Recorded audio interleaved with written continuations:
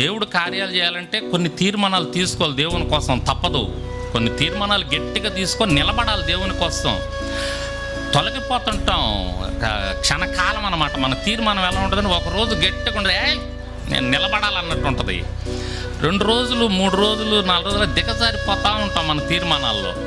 అది మానవుని యొక్క మనసు అట్టంటిది అన్నమాట. కాబట్టి మనం ఎప్పటికప్పుడు నిలకడగా ఒక తీర్మానాల మీద నిలబడటానికి ప్రయత్నం చేయాలి. స్తోత్రం చెప్పండి. ఇప్పుడు విన్నప్పుడు మీకు ఎలా ఉంటుందంటే, చెయ్యాలా పాస్టర్ గారు చెబుతున్నాడు అన్నట్టే ఉంటుంది. 2 వారాలు పోగానే ఒక చిన్న ఆటంకం వచ్చినా, ఒక చిన్న పని వచ్చినా మొట్టమొదట మందిరాన్ని వదిలిపెట్టేస్తాం. మనం మందిరాన్ని వదిలిపెట్టేస్తాం.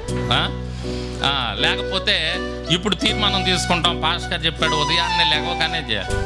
మరలా 2 వారాలు 3 వారాలు అయిపోగానే నిద్ర లేకపోగానే పని గుర్తొస్తుంది ముందు.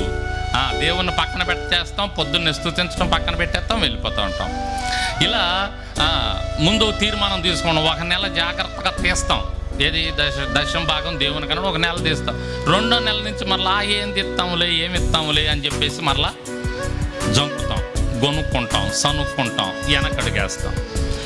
అంటే మనం తీసుకునే కొన్ని తీర్మానాలు చాలా కఠినంగా దేవుని కోసం ఉంటే తప్పకుండా ఆ మేలులు మనం పొందుకుంటామండి ఈ భూమి మీద. స్తోత్రం చెప్పండి. కాబట్టి మనం తీసుకునే తీర్మానాలు కొంచెం కఠినంగా తీసుకుంటే దేవుని సన్నిధిలో తప్పకుండా ఆశీర్వదించబడతాం. ఈ 3 చాలా ప్రాముఖ్యం. మొదట సమయం ఆయనకి ఇవ్వాలి. ఆదివారం ఆరాధనలో తప్పకుండా పాల్గొనాలి. దేవుని కొరకు మనం కష్టపడే వారంగా, దేవుని కొరకు తీసే వారంగా మనం ఉండాలి. తప్పకుండా ఆశీర్వదించబడతాం. హల్లెలూయా.